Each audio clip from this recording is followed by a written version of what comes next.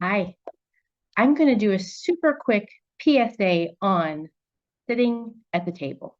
What do I mean by that? Okay, so I recently had a client ask me a really great question, which was, where should they sit at the table at a really important meeting? There is actually literature on this about where you should sit at the table. And so I'm just going to mention two really quick things. The first one, sit at the table.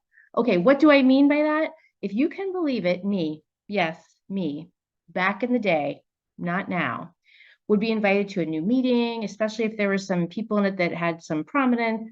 And I would not sit at the table if there was any other option. If there was a back row, if there was perimeter seating, that's where I would sit. Mind you, this was not as a guest or ad hoc or ex officio. This was as a true-blooded, a royal member of the table. I would not take a seat there. Why? All kinds of thoughts going on in the brain. We can get into that some other time, or that's what we do coaching about. But I didn't. Okay. Big mistake. Haven't made that mistake again in years. So the first thing is, if you're invited to a meeting, if you're supposed to be someplace and there is a table, sit at the table.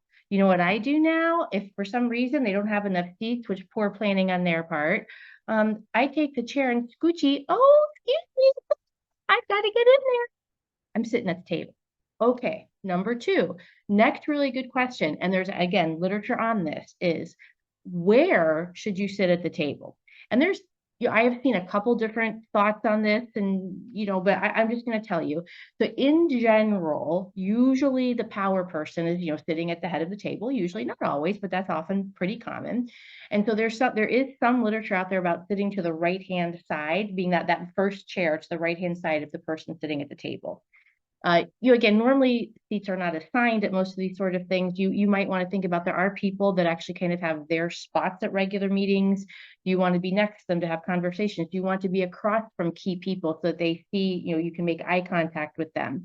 And this is back in the day of in-person meetings, and those are starting to happen again, right? So obviously Zoom, we can't pick where our box is going to be, but I'm talking about in person.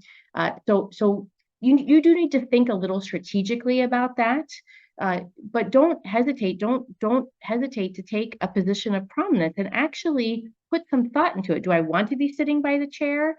Is there somebody else in there that I need to be connecting with that I'm going to put myself by them? Who do I want to be seen by? Who do I want to be heard by? You actually put some thought in that.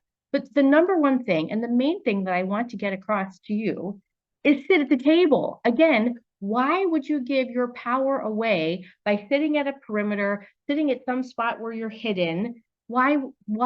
No, no. So none of that. Sit at the table, pick your space, think about it. If it's just you and one other person, I would sit to the right of them. Wherever they're sitting, I would sit to the right of them. That's in general kind of considered the next most powerful position to be at, or it just kind of makes sense.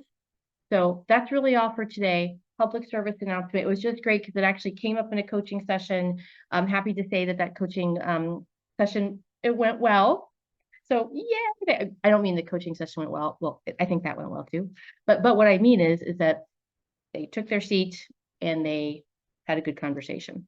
They didn't take their seat exactly where I'd want them to take their seat. There's some thought work they still need to do. You know who I'm talking to. But it was still good. It was still good. We're still all good. Okay. All right. That's all I got for today. Bye-bye.